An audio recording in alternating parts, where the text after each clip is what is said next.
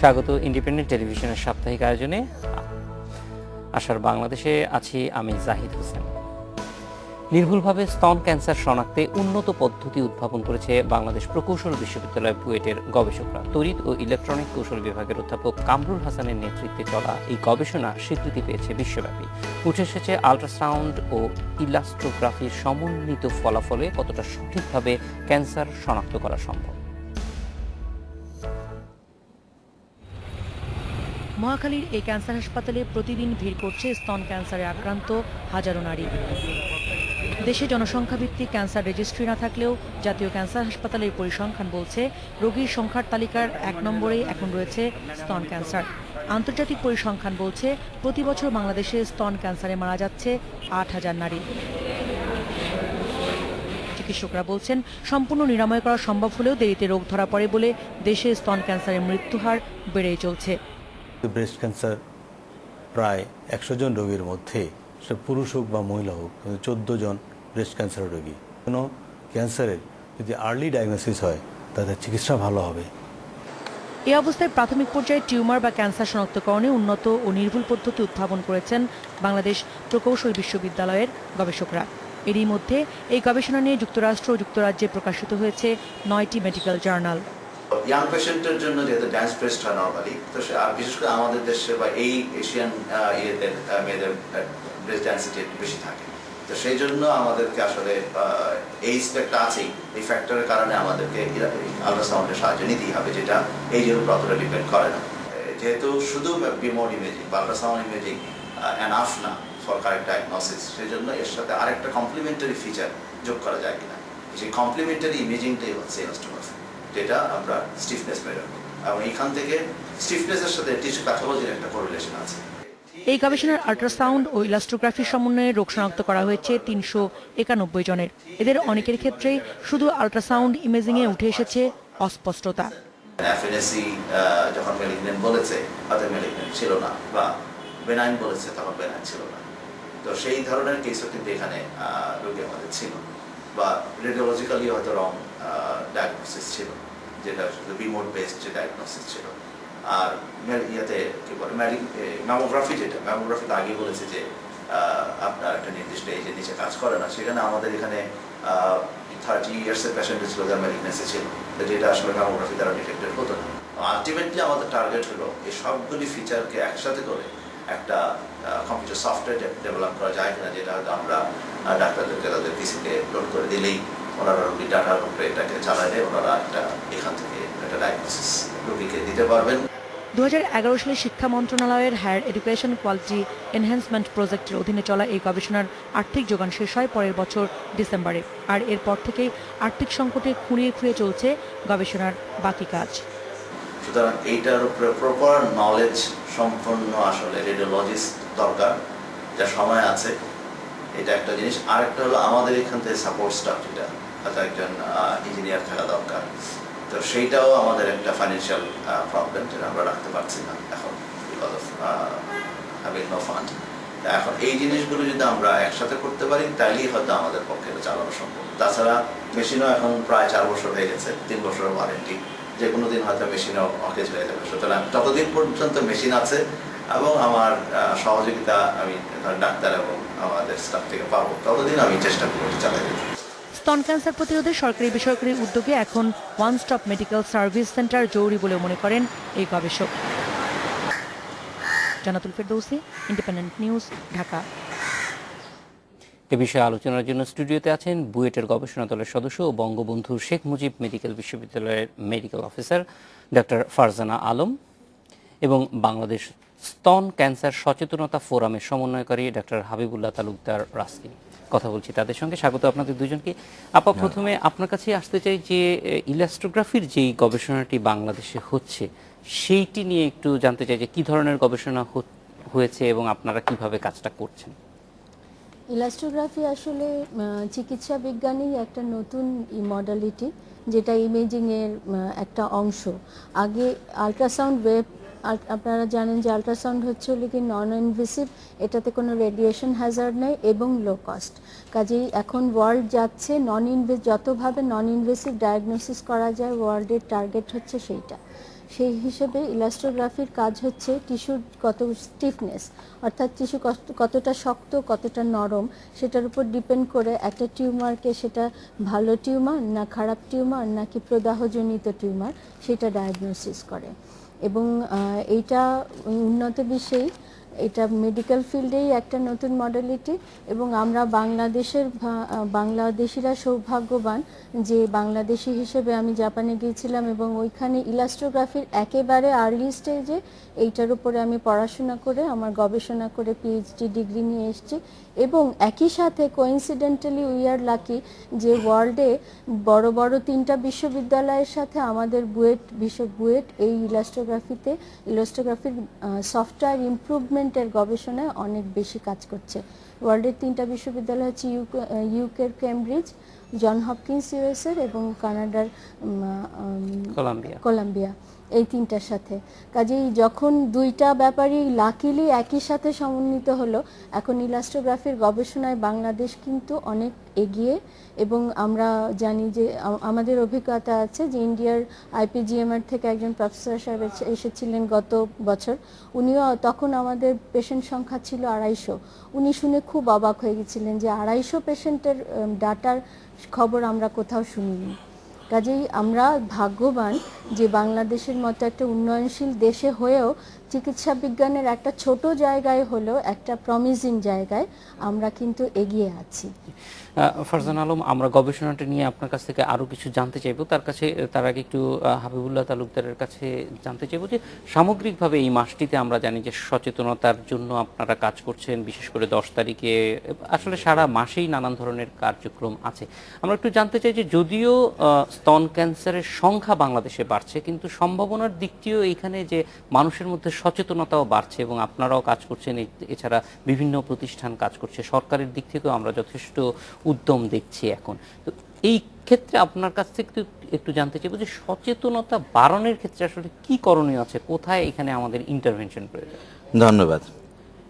আসলে একটু আগে আমরা ডাক্তার ফারজানার যে এবং বুয়েটের টিমের যে গবেষণার কথা শুনলাম, আমি প্রথমেই এক বাক্যে এর প্রতি আমার যে একটা শুভেচ্ছা এবং এর আরও যাতে প্রকল্প বন্ধ না হয়, চালু থাকে, এর জন্য সরকারের কাছে বা সবার কাছে দাবি জানাচ্ছি। যে কারণ চিকিৎসা বিজ্ঞানের সেটা রোগ নির্ণয় হোক বা চিকিৎসা হোক, যে কোনো অগ্রগতি যে কোনো সেটাকে অবশ্যই আমাদের ওয়েলকাম জানানো উচিত। এবং এক সময় হয়তো বা এই মুহূর্তে বাংলাদেশ কতটা ব্যবহার করতে পারবে লেটেস্ট প্রযুক্তি, সেটা হয়তো একটা প্রশ্ন, কিন্তু এক সময় হয়তো পারবে, যেটা ডাক্তার ফারজানা বললেন। এই কথাটি বলে আমি আপনার প্রশ্নটা আসি। আসলে স্তন ক্যান্সার সচেতনতার বিষয়ে আমরা যদি বলি যে গত 2000 আমার জানা মতে, আমি যেহেতু ক্যান্সার ইনস্টিটিউটে আছি প্রায় 22 বছর 23 বছর এই সাবজেক্ট নিয়ে কাজ করছি এবং ব্রেস্ট ক্যান্সার নিয়ে আমরা অনেকদিন কাজ করছি। তো আমার জানা মতে যে 2006 সালে প্রথম অর্গানাইজড একটা প্রোগ্রাম হয়। যে এর আগে টুকটাক প্রোগ্রাম হয়তো বিভিন্ন অর্গানাইজেশন, ব্রেস্ট ক্যান্সার অ্যাওয়ারনেস, ব্যক্তিগতভাবে কেউ চেষ্টা করছেন, ক্যান্সার ইনস্টিটিউট থেকে কিছু কিছু হতো, কিন্তু প্রথম একটা মানে অর্গানাইজড ওয়েতে 7 দিন ব্যাপী একটা প্রচারণা চালানো হলো। তারপরে আস্তে আস্তে আমরা দেখলাম গত 7-8 বছরে অনেকগুলো সংগঠন এখন কিন্তু তারা চেষ্টা করে তাদের সাধ্যমতো এই অক্টোবর মাসে বিভিন্ন প্রোগ্রাম করার জন্য। তো এতে কিছুটা অবশ্যই মানুষের মধ্যে সাড়া পড়ছে। 2013 সালে আমরা চিন্তা করলাম যে সারা মাসব্যাপী যে আমরা প্রোগ্রামগুলো করি বিচ্ছিন্নভাবে এক এক সংগঠন, তাতে সাধারণ মানুষের মধ্যে ঠিক অতটা আমাদের যে সচেতনতার মান বা শিক্ষা দীক্ষা সব মিলে আমার মধ্যে অতটুকু স্ট্রাইকিং একটা হচ্ছে না। যে আমরা বললাম তাহলে একটা দিবস আমরা পালন করি, 10ই অক্টোবরকে আমরা ঘোষণা করলাম এবং আমরা তখন প্রায় 12টা সংগঠন, সরকারি বেসরকারি সব মিলে 12টা সংগঠন আমরা কাজ করলাম। এই বছর সেটা 25টি সংগঠনে গিয়ে দাঁড়িয়েছে এবং 10 তারিখে আমরা এই দিবসটি পালন করেছি। এবং খুব বাংলাদেশের প্রায় 40টা জেলায় আমাদের কাছে যেগুলি রিপোর্ট এবং খবর আসছে মিডিয়াতে এবং আমাদের কাছে 40টি জেলায় 2 বছরের মাথায় মানে পালিত হয়েছে। এটা একটা অবশ্যই একটা ভালো উদ্যোগ আপনি যেটা বললেন। এবং 31 তারিখে আমরা যেটা করতে যাচ্ছি পিঙ্ক রোড শো, সেটা ঢাকায় অবশ্য হবে যদিও, কিন্তু আমরা জানি যে এই খবরগুলো সারা দেশের মানুষ খুব আগ্রহ নিয়ে শুনবে বা জানবে। প্রেস ক্লাব থেকে শুরু করে সকাল 7:30 থেকে একদম উত্তরা হাউস বিল্ডিং পর্যন্ত আমরা যারা বিশেষজ্ঞ চিকিৎসক আছি, আমাদের সার্ভাইভাররা আছেন, আমাদের যারা এই ভলান্টিয়াররা আছেন, সার্ভাইভাররা আছেন, তারা সবাই মিলে একদম গোলাপি ড্রেস পরে আমরা এই পর্যন্ত যাব। এবং আমাদের হাতে যে এই যে একটা বাংলায় একটা লেখা, এখানে কিন্তু সব তথ্য দেওয়া আছে যে স্তন ক্যান্সারের রিস্ক ফ্যাক্টরগুলো কি, তারপরে কিভাবে এটা ডায়াগনোসিস করা যায়, কি কি পদ্ধতি যেগুলো আসলো, ম্যামোগ্রাম, আল্ট্রাসাউন্ড সবগুলা, এবং নিজে নিজে কিভাবে স্তন পরীক্ষা করা যায় সেগুলি একদম ছবি সহ এগুলো দেওয়া আছে। এটা আমরা আমাদের টার্গেট আমরা 1 লাখ লোকের কাছে পৌঁছে দিতে চাই। ওই দিনে না যতটুকু পারি আমরা করব, তারপরে আমরা আরো এদিকে ছড়াই দেব। তো এই যে সেক্ষেত্রে যদি আমরা এই দেখি এবং মানুষের সারাটা যদি দেখি, এই বছর মিডিয়ার কথাই বলি যে আপনারা আজকে এই যে একটা প্রোগ্রাম আয়োজন করেছেন পুরো একটা স্তন ক্যান্সারের উপর, গত কয়েকদিনে বাংলাদেশের যে মেইন স্ট্রিম মিডিয়াগুলো এই মাসে মেইন স্ট্রিম মিডিয়াগুলো প্রত্যেকেই স্টোরি করেছে বা রিপোর্ট করেছে, আলোচনা সভা করেছে, এবং বিবিসি, ভয়েস অফ আমেরিকা তারাও কিন্তু একাধিক প্রোগ্রাম করেছে 1 ঘন্টা পরশুদিন এরকম। তো আমরা এটা বলতে চাই যে একদিকে যেমন আমাদের ডাক্তাররাও যেমন তো আছেই, যারা কাজ করেন তারা তো আছেনই, এর সাথে সার্ভাইভার, বিভিন্ন ছোট ছোট সংগঠন, সার্ভাইভারদের সংগঠন আছে। আমি বলবো অগ্রগতি হচ্ছে, আশার আলো দেখছি। আমরা এই পুরো বিষয়গুলি আর একটু বিস্তারিত আপনার কাছ থেকে জানবো, একটা বিরতিতে যাবে। বিরতির পরে এসে আমরা একজন সার্ভাইভার্সের সঙ্গে কথা বলবো। উম্মে ফাতিমা আছেন, তার সঙ্গে আমরা যোগাযোগ করেছি, তিনি আমাদের সঙ্গে যোগ দেবেন তার বাসা থেকে। আমরা একটা বিরতি নিচ্ছি আশার বাংলাদেশে। পরে বিরতির পর ফিরে এলাম আশার বাংলাদেশে। আমরা আগে জানিয়েছিলাম যে আমাদের সঙ্গে মিরপুর থেকে যোগ দিবেন একজন সার্ভাইভার উম্মে ফাতিমা। তার কাছ থেকে জানবো যে কিভাবে তিনি এর বিরুদ্ধে লড়াই করলেন। উম্মে ফাতিমা, প্রথমেই জানতে চাইবো যে এই যে যখন আপনার রোগটি ধরা পড়লো, তারপরে এইটার সঙ্গে যে চলা এবং এটার থেকে মুক্তি পাওয়া, এই বিষয়গুলি একটু আমাদেরকে জানাবেন। আচ্ছা, আমার কাছে যখন ধরা পড়লো, আমি ধরা পড়ার পরে আমি ডাক্তারের কাছে গেলাম। ডাক্তার দেখলো, দেখার পরে বললো যে আপনার যে বয়স তাতে এইটা অসুবিধা হবে না, আপনি আশ্বস্ত থাকতে পারেন। তা আমি ভাবলাম যে হয়তো বা ঠিক আছে, আমি আসলাম। পরে আমি কিছুদিন অপেক্ষা করলাম, আর ডাক্তার কাছে যাইনি। শেষে একদিন টিভিতে দেখলাম এক ডাক্তারের সাক্ষাৎকার, তখন তারা বলল যে এই স্তনে এই টিউমার হলে বেশি দেরি করা উচিত নয়, সাথে সাথে এটার অপারেশন করে ফেলতে হয়। তাই আমি অন্য ডাক্তারের কাছে গেলাম। যাওয়ার পরে সে বলল যে হ্যাঁ আপনার ঠিকই আছে, আপনি হসপিটালে ভর্তি হয়ে যান। পরে আমি হসপিটালে ভর্তি হলাম। ভর্তি হওয়ার পরে ডাক্তার অপারেশন করলো। অপারেশন করার পরে ওই টিউমারটা বায়োপসি করালো। বায়োপসি করার পরে দেখলো যে ভিতরে আরও কিছুটা আছে। তখন 2 সপ্তাহ পরে আবার উনি আমার আবার অপারেশন করলো। অপারেশন করার পরে সম্পূর্ণটাই কেটে ফেললো। সম্পূর্ণটা কেটে ফেলার পরে আমি এখন সুস্থ, আল্লাহর রহমতে ভালোই আছি। তো 1999 সালে আমার এই সমস্যা ধরা পড়ে। উম্মে ফাতিমা, একটা লম্বা সময় এটার সঙ্গে অবশ্যই আপনাকে যুদ্ধ করতে হয়েছে। যারা নতুন এই রোগে আক্রান্ত হয় তারা প্রথমেই কিন্তু খুব বেশি ভয় পেয়ে যান, এবং ভয় না পেয়ে মানে নতুন যারা রোগী আছেন, অবশ্যই এটা দুঃখজনক, কিন্তু তারপরে তাদের প্রতি আপনার কোনো পরামর্শ আছে কিনা?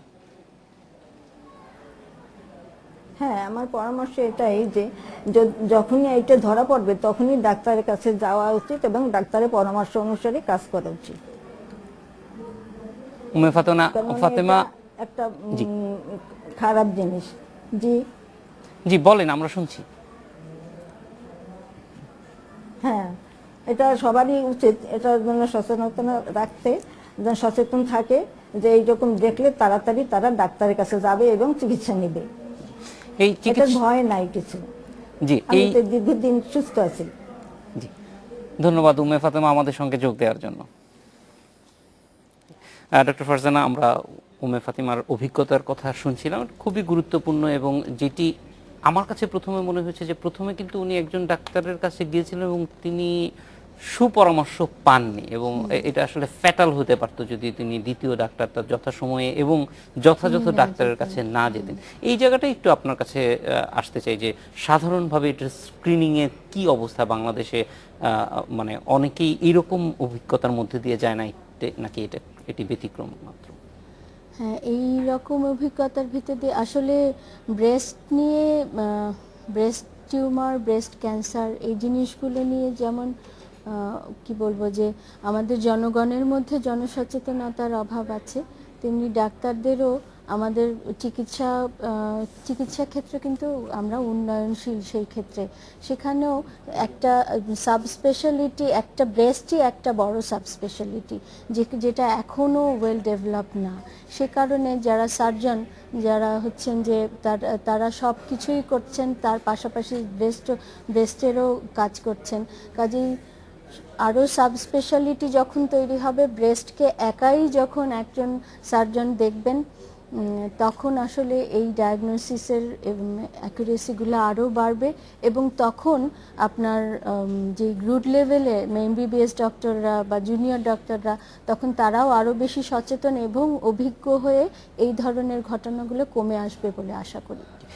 এমনিতে সাধারণভাবে আমাদের স্ক্রিনিংয়ের যেই ব্যবস্থাগুলি আছে, যে আমরা বিভিন্ন পরীক্ষা নিরীক্ষা, সেইটা বাংলাদেশে কতটুকু মনে করেন যে স্ট্যান্ডার্ড আছে? কারণ আমরা বেশিরভাগ ক্ষেত্রে এটা সরকারি বেসরকারি সব জায়গায় এই ফ্যাসিলিটিটা আছে, কিন্তু এটা যথাযথ কিনা বা এটাকে না, এটা একেবারেই আসলে যথাযথ না। সেলফ স্ক্রিনিং এর পরের স্টেজেই আসে হচ্ছে ইমেজিং এর জন্য খুব ছোট করে হলেও একটা আল্ট্রাসাউন্ড মেশিনই যথেষ্ট, কিন্তু সেইটা সব জায়গায় নাই এবং আরও বড় ব্যাপার হচ্ছে এক্সপার্টিস নাই। তো সেই এক্সপার্টিস সহ ইমেজিং যখন আমরা সব জায়গায় প্রোভাইড করতে পারবো, তখন আমাদের স্ক্রিনিংটা আরও বেশি এফেক্টিভ হবে, ফলস নেগেটিভ বা ফলস পজিটিভ আসবে না এবং আমাদের রোগীদেরকে আরও আর্লি আমরা ডায়াগনোসিস করতে পারবো। সেক্ষেত্রে একটা জিনিস আমি উল্লেখ করতে চাই যে বুয়েটের আমাদের যে প্রজেক্ট, এই প্রজেক্টটা প্রথমে শুরু হয়েছিল ইলাস্ট্রোগ্রাফি বেস করেই। তারপরে এই ডাটাগুলো যখন আসলো অনেক বড় অ্যামাউন্টে, তারপরে আমাদের প্রজেক্ট থেকে চিন্তা করা হলো যে শুধু ইলাস্ট্রোগ্রাফি না, কিভাবে করে একটা টিস্যুকে এইভাবে মেশিনকে এভাবে প্রিপেয়ার করে দেওয়া যায় যে প্রত্যন্ত অঞ্চলে গিয়ে যিনি খুব বেশি রেডিওলজিস্ট এখানে নাই, যিনি খুব বেশি এক্সপার্ট না, তিনি অথবা রেডিওলজির অন্য ক্ষেত্রে এক্সপার্ট, তিনিও যেন একটু মেশিন ব্যবহার করে, মেশিন যেন তাকে অনেকখানি হেল্প করতে পারে টিউমারটা বিনাইন না ম্যালিগন্যান্ট সেটা ডিফারেন্সিয়েট করার জন্য, এটাকে বলা হচ্ছে টিস্যু ক্যারেক্টারাইজেশন। তো স্ক্রিনিং নিয়েও আসলে স্ক্রিনিং ইমেজিংয়ের যে কোনো কিছুতে ইমেজিংয়ের একটা বড় রোল আছে অবশ্যই, এবং নন ইনভেসিভ ইমেজিংয়ের ক্ষেত্রে, নন ইনভেসিভ ডায়াগনোসিসের ক্ষেত্রে, এবং সেই হিসেবেও বুয়েট কাজ করছে যেন ভবিষ্যতে নন ইনভেসিভলি রিমোট এরিয়াতে আপনার স্ক্রিনিং করা যায়, সেই মেশিন তৈরি করার জন্য। মানে ওইটা তো অবশ্যই আমাদের জন্য খুবই উপকারে আসবে। ডাক্তার হাবিবুল্লাহ, এইখানে একটু আসতে চাই যে প্রথম যেটা সব ক্ষেত্রেই বলা হয় যে স্ক্রিনিংয়ের ক্ষেত্রে যন্ত্রণা, প্রথমে মানুষ এবং সত্যিকার অর্থে যিনি রোগটি ক্যারি করছেন তিনি প্রথম স্ক্রিনিংয়ের মানে প্রথম চিকিৎসক তিনি যদি মোটামুটি সন্দেহটা ঠিক মতো করতে পারেন তাহলে হয়তো অনেক দূর এগিয়ে যায়। ফলে এই যে সন্দেহ, মনের ভিতরে প্রশ্ন তৈরি করার, সেই জায়গাটাই আমাদের একটা বড় কাজ করার আছে, বিরাট একটা কাজের ক্ষেত্রে, এবং আপনারাও সেখানে কাজ করছেন। এখানে জানতে চাই যে সেক্ষেত্রে মানসিকভাবে, সামাজিক এবং ধারণাগত একটা ব্যারিয়ার কিন্তু আমরা দেখতে পাই, সেটা আপনারা কিভাবে মোকাবেলা করছেন বা মানুষকে কিভাবে প্রস্তুত করা যায়? একদম ঠিক জায়গাটিতেই আপনি গিয়েছেন আর কি। আমার এদিকেই একটা ইচ্ছা ছিল যে কথা, আসলে আমরা যখন আসব ওই ডায়াগনোসিসের বেলায় আমি কোন যন্ত্র ব্যবহার করব, কোন টুলস ব্যবহার করব, এগুলি তো অবশ্যই খুব ভালোটা আমরা চাইবো, এটা ঠিক, কিন্তু আমাকে আমার দেশের যে প্রেক্ষিত সেটা তো আগে চিন্তা করতে হবে, আমরা কোথায় আছি। সেই জায়গায় আমার মেজরিটি অফ পপুলেশন, বেশিরভাগ মানুষের জন্য কোনটা এখন দরকার, কোন দিকে বেশি জোর দেওয়া দরকার। আমরা যারা মোটামুটি সুবিধাভোগী আমরা বলতে পারি, যারা শিক্ষিত বা যারা সামর্থ্য আছে, তাদের জন্য তো চিকিৎসার একটা ব্যবস্থা, সরকারি হোক বেসরকারি হোক বিদেশে হোক, তাদের একটা সুযোগ আছে। কিন্তু আমাদের মূল চ্যালেঞ্জটা কি, আমাদের মতো দেশে মূল চ্যালেঞ্জটা হলো যে আমাদের রোগীরা আসছে অনেক দেরিতে।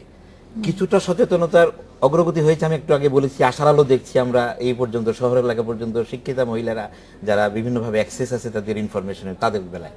কিন্তু আমাদের এখনো যেটা করণীয় সেটা হলো যে মানুষের মধ্যে ওই যে বললেন ব্যারিয়ারটা ভাঙতে হবে। কারণ অনেক মহিলা আছেন যে নিজের স্বামীকে বা ইভেন সন্তানকে বলছেন না যে তার উনি টের পেয়েছেন যে তার বুকে একটা চাকা বা পিণ্ড হয়তো উনি টের পেয়েছেন, কিন্তু লজ্জায় সংকোচে সেজন্য বলেন না। যখন বলেন এমন এক সময় যখন আসলে আর কোনো উপায় থাকে না, আমাদের ওই চিকিৎসা দিয়ে সুস্থ করার উপায়টা থাকে না, এটা একটা বড় চ্যালেঞ্জ। আচ্ছা, আপনি বলছেন কিভাবে আমরা এটা ওভারকাম করতে পারি। আমরা এই জন্যই আমরা বলছি যে গ্রামে এবং মানে মানুষের দোরগোড়ায় এই তথ্যগুলো, এই কথাগুলো পৌঁছে দিতে হবে, এবং সেটা নানান মিডিয়া ব্যবহার করে। আমরা যে শুধু ঢাকায় বসে বড় বড় সেমিনার করব তাহলে হবে না, আমরা কিন্তু আমাদের যেতে হবে একদম বিভাগীয় শহর, জেলা শহর, এমন আমরা দেখেছি যে মাত্র 2 দিন আগে চাঁপাইনবাবগঞ্জের মতো জায়গায় একটা প্রোগ্রাম করে আসলাম আমরা, ব্রেস্ট ক্যান্সার নিয়ে র্যালি এবং আলোচনা সভা।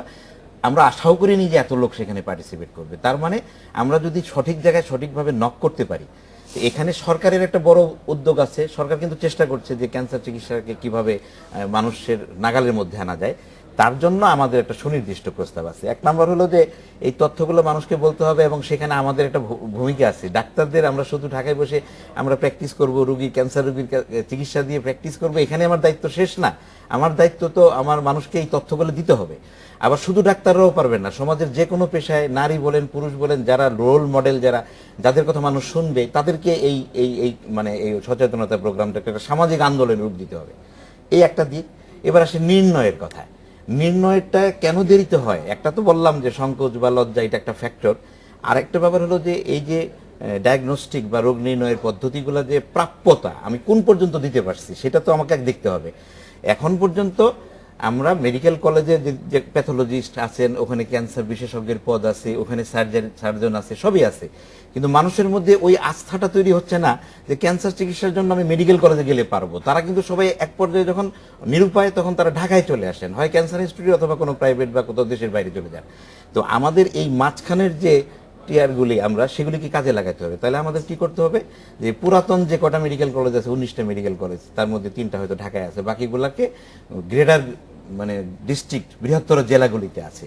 সেখানে যদি আমরা নিশ্চিত করতে পারি যে ওইখানে ক্যান্সার বিশেষজ্ঞের যে কটা পদ আছে সেখানে আমি পদায়ন করব এবং সেটা নিশ্চিত করব তাদের উপস্থিতিটা, এবং সেখানে যে সার্জন, গাইনিকোলজি বা অন্যান্য যাদের লাগে, হেল্প লাগে ক্যান্সার চিকিৎসায়, তাদের সাথে একটা সমন্বয় রেখে সেখানে চিকিৎসাটা দিব। তাহলে কিন্তু সাধারণ মানুষ কিন্তু ওই নিজের জেলায় বা পাশের জেলায় গিয়ে কিন্তু অনেকটা চিকিৎসা তারা নিতে পারবে।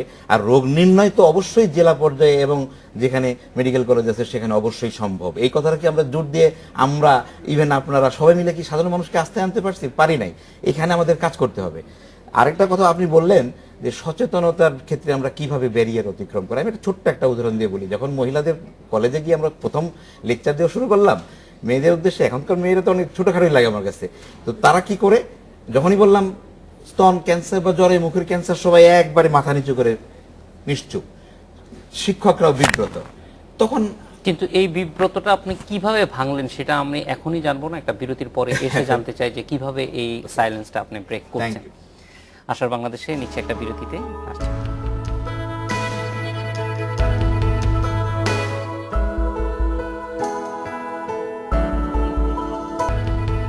স্বাগত আরেকবার, দেখছেন আশার বাংলাদেশ। ডক্টর হাবিবুল্লাহ, যেখানে ছিলাম যে যখন এই ধরনের পরিস্থিতি হয় তখন এটা আপনারা কিভাবে ভাঙান মানুষের? প্রথম অভিজ্ঞতাটার কথা আমি বলছিলাম একটু আগে, সেটা হলো যখন এরকম সবাই খুব সংকোচ পাচ্ছে, টিচারও বিব্রত হচ্ছে, আর আমি তো পুরুষ ডাক্তার, যেহেতু কিভাবে যেন আমি ব্রেস্ট ক্যান্সার নিয়ে শুরু করে ফেললাম অনেক আগে থেকে, যার জন্য আমার এই দায়িত্বটা।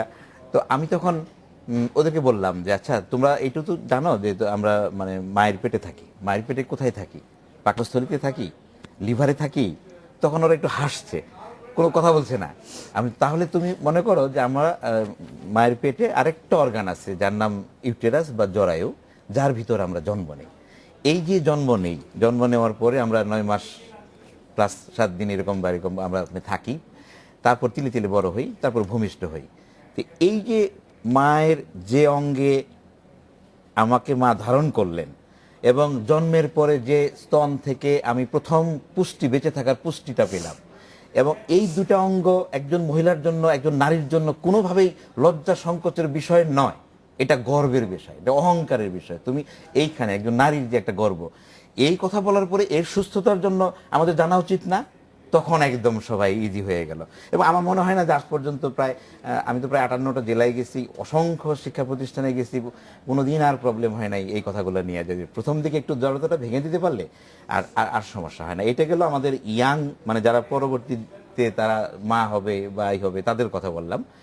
আর যারা এখন একটু মুরব্বী, যারা তারা, আমি তাদের কথা একটু আগে বলছিলাম যে তাদেরকে একটা জিনিসের ব্যাপারে আমাদের বলা দরকার, যে পুরুষ ডাক্তার, মহিলা ডাক্তার, সংকোচের ব্যাপার, ধর্মীয় দৃষ্টিকোণ, যেদিক থেকে আপনি বলেন না কেন, কিন্তু সবার উপরে একটা কথা হলো যান বাঁচান ফরজ ধর্মে আছে। তা আমি যখন টের পাবো যে আমার স্তনে একটা সমস্যা আছে, আমি তখন যদি আমি হাতের কাছে একজন মহিলা ডাক্তার না পাই, আমাদের এটা বলতে হবে যে এইটা নিজের সুস্থতার জন্য, নিজের জীবন বাঁচানোর জন্য, এরকম একটা জটিল রোগ থেকে মুক্ত হওয়ার জন্য আমি তখন আর বাজ বিচার করব না। একজন ডাক্তার, উনি নারী না পুরুষ এটা বড় কথা না, ওনার পরিচয় একজন ডাক্তার।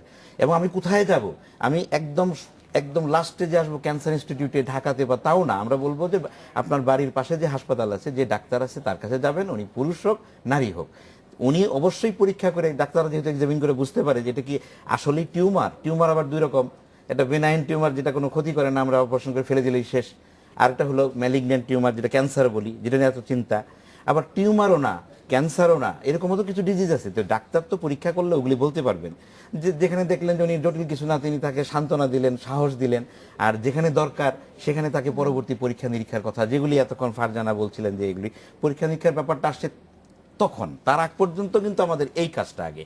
তো পরীক্ষা নিরীক্ষার ব্যাপারেও আমি একটা কথা বলি, আমাদের দেশে যেমন ওয়েস্টার্ন কান্ট্রির যে লেভেল, সেই লেভেল আমরা নাই, সেজন্য আমরা একটু উল্টাভাবে বলি। সেখানে বলা হয় 3টা পদ্ধতির 1 নম্বর হলো ম্যামোগ্রাম, যে প্রতি একটা নির্দিষ্ট বয়স সীমার পরে একজন মহিলা 1 বছর হোক, 3 বছর হোক, 5 বছর পর ম্যামোগ্রাম করবেন, এবং সেখানে হেলথ ইন্স্যুরেন্স আছে, অনেক জায়গায় বাধ্যতামূলক আছে। কিন্তু আমাদের দেশে তো সে অবস্থা না। আমার সব বিভাগীয় পর্যায়ে হয়তো বা আছে, কিন্তু জেলা পর্যায়ে কোথাও ম্যামোগ্রাম সেরকম নাই, 2-1টা জেলায় আছে। তাহলে আমি যদি ওইটার কথা বেশি জোর দিয়ে বলি, তাহলে যখন একজন মানুষ টের পাবে যে অস্তিত্ব একটা কোনো একটা সন্দেহ করবে, উনি কিন্তু আগে ওই ম্যামোগ্রামের কথা আসবে, তো কোথায় চলো, ঢাকায় চলো।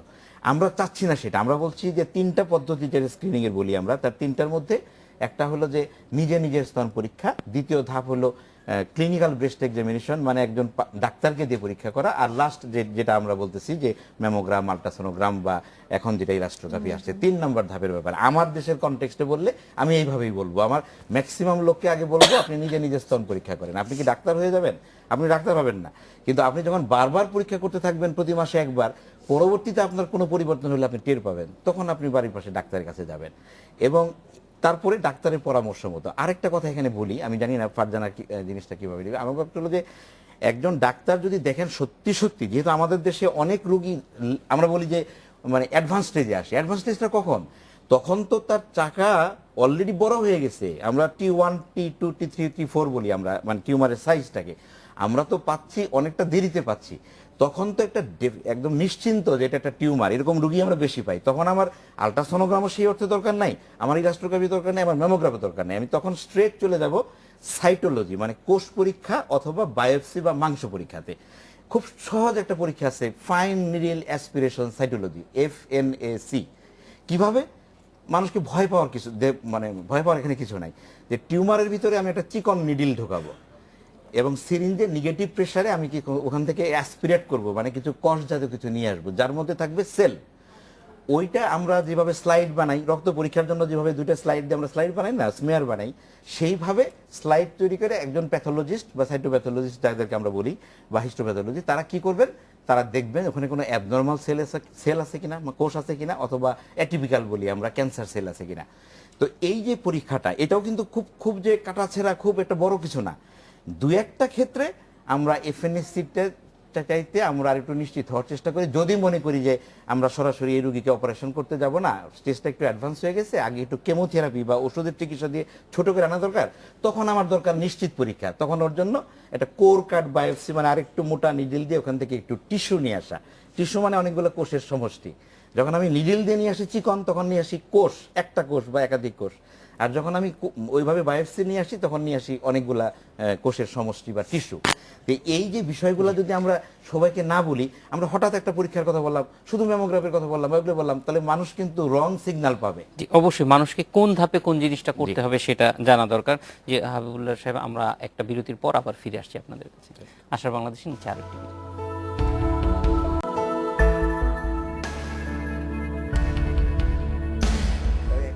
বিরতির পর ফিরে এলাম আশার বাংলাদেশে। ডক্টর ফারজানা, আমরা একটু জানতে চাইবো যে আপনাদের গবেষণাটা এখন যে অবস্থা আছে এখান থেকে এগিয়ে নেওয়ার জন্য কি কি ধরনের সহযোগিতা সরকারি বেসরকারি প্রয়োজন? আপনাকে যদি একটা স্ট্যাটিস্টিক দিই তাহলে আপনি বুঝবেন আমাদের গবেষণাটার পৃষ্ঠপোষকতা পেয়েছে হচ্ছে 2012 সাল পর্যন্ত। ওই 2 বছরে আমাদের 2 বছর না, মেইনলি হচ্ছে 1 বছরের মধ্যে আমাদের ইনস্ট্রুমেন্ট নিয়ে আসার পর 1 বছরের মধ্যে আমরা 250 পেশেন্টের আল্ট্রাসাউন্ড ইলাস্ট্রোগ্রাফি করেছি।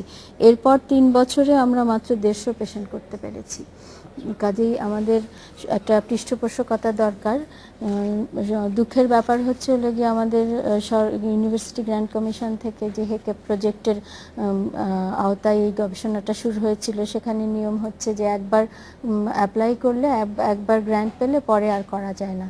এরকম এখন নিশ্চয়ই সরকারের অন্য কোনো ভাবে এটাতে আমার মনে হয় ইন্টারভিউই করা দরকার, কারণ এটা এমন একটা জায়গায় জাতীয় একটা সমস্যা, এবং যেখানে আমরা গবেষণাটা এতখানি এগিয়ে গেছে যেটা রুট লেভেলেও কাজ করবে এবং আন্তর্জাতিকভাবেও আমাদেরকে পরিচিত করবে, এই রকমের একটা গবেষণাকে পৃষ্ঠপোষকতা করা এখন অতি জরুরি বলে আমি মনে করি, সেটা সরকারিভাবেই হোক বেসরকারিভাবেই হোক। আরেকটা জিনিস যে বয়সের একটি ব্যাপার আছে, সেইটা যদি একটু জানতে চাই। যে বয়সের ব্যাপার হচ্ছে যে সেটা ইমেজিং এর মানে ডায়াগনোসিসের ক্ষেত্রে আপনার ইমেজিং দরকারই হবে, সেটা মেমোগ্রাফি দিয়ে হয়, আলট্রাসোনোগ্রাফি দিয়ে হয়।